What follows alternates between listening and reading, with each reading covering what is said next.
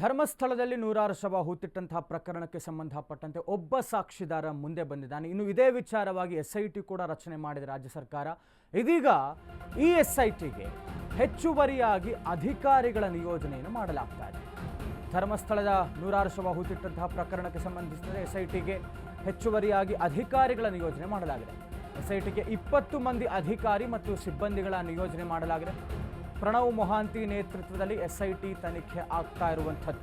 ಸಿಬ್ಬಂದಿ ನಿಯೋಜಿಸಿ DGP doctor MA Salim ಆದೇಶವನ್ನು ಹೊರಡಿಸಿದ್ದಾರೆ. MN ಅನುಚೇತ್, ಸೌಮ್ಯಲತಾ, ಜಿತೇಂದ್ರ ಕುಮಾರ್ ಶೀಘ್ರವೇ ಧರ್ಮಸ್ಥಳಕ್ಕೆ ಎಂಟ್ರಿ ಕೊಡುತ್ತೆ.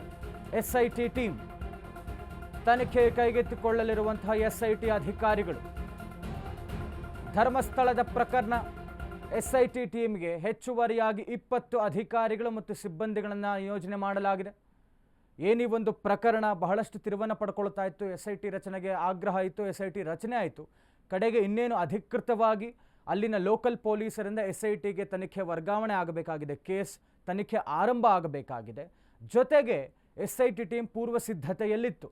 ಇದೀಗ ಅವರಿಗೆ ಹೆಚ್ಚುವರಿಯಾಗಿ 4 ಜನ ಅಧಿಕಾರಿಗಳಿದ್ರೆ SITಯಲ್ಲಿ, ಇದೀಗ ಅವರಿಗೆ ಹೆಚ್ಚುವರಿಯಾಗಿ 20 ಅಧಿಕಾರಿಗಳನ್ನು ಸೇರ್ಪಡೆ ಮಾಡಿಕೊಳ್ಳಲಾಗಿದೆ. ಈ ಒಂದು SIT ಸ್ಪೆಷಲ್ ಇನ್ವೆಸ್ಟಿಗೇಷನ್ ಟೀಮ್ಗೆ ಶೀಘ್ರವೇ ಆದಷ್ಟು ಬೇಗ SIT ಟೀಮ್ ಧರ್ಮಸ್ಥಳಕ್ಕೆ ಹೋಗಿ ತನಿಖೆಯನ್ನು ಆರಂಭ ಮಾಡಲಿದೆ. ತನಿಖೆಯ ಪ್ರಕ್ರಿಯೆ ಹೇಗಿದೆ ಅಂತ ನಾವು ಹೇಳ್ತಾ ಇದ್ವಿ. ಅಧಿಕೃತವಾಗಿ ಕೇಸ್ ವರ್ಗಾವಣೆ ಆದ ನಂತರದಲ್ಲಿ ಸಾಕ್ಷಿದಾರರನ್ನು ಅವರ ಕಸ್ಟಡಿಗೆ ತಗೊಳ್ತಾರೆ, ಎಲ್ಲ ಮಾಹಿತಿಯನ್ನು ಪಡೆಯಲಾಗುತ್ತೆ. ತದನಂತರದಲ್ಲಿ ಸ್ಥಳ ಮಹಜರು ಮಾಡಲಾಗುತ್ತೆ ಮತ್ತು ಬೇಕಾದಷ್ಟು ಟಾಸ್ಕ್ ಇದೆ, ಚಾಲೆಂಜಸ್ ತುಂಬ ಇದೆ SIT ಅಧಿಕಾರಿಗಳಿಗೆ. ಹೀಗಾಗಿ ಬರೀ 4 ಅಥವಾ 5 ಜನ ಸಾಲೋದಿಲ್ಲ ಅನ್ನುವಂಥ ಕಾರಣಕ್ಕೆ ಇವರಿಗೆ ಹೆಚ್ಚುವರಿಯಾಗಿ 20 ಜನರನ್ನು ಸಿಬ್ಬಂದಿಯನ್ನು ಕೊಡಲಾಗಿದೆ, ಅಧಿಕಾರಿಗಳನ್ನು. ಜೊತೆಗೆ ಈಗ ಅಲ್ಲಿ ಹೋಗಿ ಕೂಡ ಇನ್ನೂ ತನಿಖೆ ಆರಂಭ ಆಗಬೇಕಾಗಿದೆ. ಡೀಟೇಲ್ಸ್ ಕೊಡ್ತಾ ಹೋಗ್ತಾರೆ ನಮ್ಮ ಪ್ರತಿನಿಧಿ ಬಸವರಾಜು. ಏನೀ ಒಂದು SITಯ ತನಿಖೆ ಇನ್ನೇನು ಆರಂಭ ಆಗಬೇಕಾಗಿದೆ, ಕೇಸ್ ಅಧಿಕೃತವಾಗಿ ವರ್ಗಾವಣೆ ಆಗಿ ಆರಂಭ ಆಗಬೇಕಾಗಿದೆ ತನಿಖೆ. ಜೊತೆಗೆ ನಮಗೆ ಹೇಳ್ತಾ ಇತ್ತು ಬೇಕಾದಷ್ಟು ಟಾಸ್ಕ್ ಆ್ಯಂಡ್ ಚಾಲೆಂಜಸ್ ಇದೆ ಅಂತ. ಹೀಗಾಗಿ 20 ಜನ ಹೆಚ್ಚುವರಿ ಸಿಬ್ಬಂದಿ ಅಧಿಕಾರಿಗಳನ್ನು ಇದಕ್ಕೆ ನಿಯೋಜನೆ ಮಾಡಲಾಗಿದೆ ಅಂತ ಹೇಳಾಗ್ತಾ ಇದೆ. ಏನಾಗ್ತಾ ಇದೆ ಅನ್ನುವಂಥ ಡೀಟೇಲ್ಸ್ ಕೊಡೋದಾದ್ರೆ ಸಂತೋಷ್, ಧರ್ಮಸ್ಥಳದಲ್ಲಿ ನೂರಾರು ಶವ ಪ್ರಕರಣಕ್ಕೆ ಸಂಬಂಧಪಟ್ಟಂತೆ ಇದೀಗ SIT ಅಧಿಕಾರಿಗಳು ತಮಗೆ ಬೇಕಾಗಿರುವಂತಹ ಅಧಿಕಾರಿಗಳು ಮತ್ತು ನೀಡಿರುವಂತಹ ಅಧಿಕಾರಿಗಳನ್ನ ನೇಮಕವನ್ನ ಮಾಡ್ಕೊಂಡಿದ್ದಾರೆ. ಪ್ರಮುಖವಾಗಿ ಈಗಾಗಲೇ 20 ಅಧಿಕಾರಿಗಳನ್ನ SIT ಅಧಿಕಾರಿಗಳು ಚೂಸ್ ಮಾಡಿಕೊಂಡು ಅವರನ್ನ ಸೆಲೆಕ್ಟ್ ಮಾಡಿರುವಂತದ್ದು.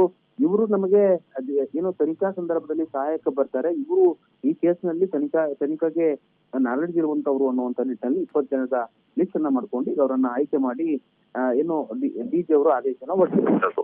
ಪ್ರಮುಖವಾಗಿ ಇವತ್ತೇ ಧರ್ಮಸ್ಥಳಕ್ಕೆ ಭೇಟಿ ಕೊಡಲಿದ್ದಾರೆ ತನಿಖಾ ತಂಡ. ಭೇಟಿ ಕೊಟ್ಟು ಅಲ್ಲಿ ಏನು ಧರ್ಮಸ್ಥಳದ ಪೊಲೀಸ್ ಠಾಣೆಯಲ್ಲಿ ಪ್ರಕರಣ ದಾಖಲಾಗಿಲ್ಲ, ಆ ಪ್ರಕರಣವನ್ನ ಇವರು ತಮಗೆ ವಶಪಡಿಸಿಕೊಳ್ತಾರೆ. ವಶಪಡಿಸಿಕೊಂಡ ನಂತರವಾಗಿ ಒಂದು ಅಧಿಕಾರಿಗಳ ನೇತೃತ್ವದಲ್ಲಿ ಒಂದು ಸಭೆಯನ್ನ ಮಾಡ್ತಾರೆ. ಯಾವ ರೀತಿಯಾಗಿ ತನಿಖೆಯನ್ನ ಮಾಡ್ಬೇಕು, ಮುಂದೆ ಹೇಗೆ ಸಾಗಬೇಕು, ಯಾರ್ಯಾರು ಯಾವ್ಯಾವ ಆಂಗಲ್ ಅಲ್ಲಿ ತನಿಖೆ ಮಾಡ್ಬೇಕು ಅಂತ ಹೇಳಿ ಅವರಲ್ಲೇ ಒಂದಿಷ್ಟು ತಂಡಗಳನ್ನು ರಚನೆ ಮಾಡ್ಕೊಳ್ತಾರೆ. ತಂಡಗಳನ್ನು ರಚನೆ ಮಾಡಿ ಒಂದೊಂದು ತಂಡಕ್ಕೆ ಇಂಥ ಕೆಲಸ, ಒಂದೊಂದು ತಂಡಕ್ಕೆ ಇಂಥ ಕೆಲಸ ಅನ್ನುವಂತ ನಿಟ್ಟಿನಲ್ಲಿ ಎಲ್ಲರೂ ಕೆಲಸಗಳನ್ನ ಡಿವೈಡ್ ಮಾಡಿಕೊಂಡು ತದನಂತರವಾಗಿ ತನಿಖೆಗೆ ಇಡುವಂತ ಸಾಧ್ಯತೆ. ಅಂದ್ರೆ ಇವತ್ತೇ ಏನು ಧರ್ಮಸ್ಥಳಕ್ಕೆ ಹೋಗಿ ಧರ್ಮಸ್ಥಳದಲ್ಲಿ ಪ್ರತಿಯೊಂದು ಮಾಹಿತಿಯನ್ನ ಕಲೆಕ್ಟ್ ಮಾಡಿಕೊಂಡು ಇವತ್ತಿನಿಂದನೇ ಅಸಲಿ ತನಿಖೆಯನ್ನ SIT ಅಧಿಕಾರಿಗಳು ಶುರು ಮಾಡಲಿದ್ದಾರೆ. ಪ್ರಮುಖವಾಗಿ ಸಾಕಷ್ಟು ಟಾಸ್ಕ್ ಗಳು ಇರುವಂತದ್ದು SIT ಅಧಿಕಾರಿಗಳಿಗೆ. ಆ ಯಾವ್ಯಾವ ಟಾಸ್ಕ್ ಗಳಿಗೆ ಯಾವ್ಯಾವ ರೀತಿಯಾಗಿ ನಾವು ಉತ್ತರವನ್ನ ಕೊಟ್ಕೊಂತ ಹೋಗ್ಬೇಕು, ಉತ್ತರವನ್ನ ಪಡ್ಕೊಂತ ಹೋಗ್ಬೇಕು ಅನ್ನುವಂತ ನಿಟ್ಟಿನಲ್ಲಿ ಟೀಮ್ ಅಲ್ಲಿ ಇವತ್ತು ಸಭೆಯನ್ನು ಮಾಡುವಂತ ಕೆಲಸವನ್ನ ಮಾಡ್ತಾರೆ. ಸಚಿನ್, ಸಂತೋಷ್. ಥ್ಯಾಂಕ್ ಯು ಬಸವರಾಜು ತಮ್ಮೆಲ್ಲ ಡೀಟೇಲ್ಸ್ಗಾಗಿ.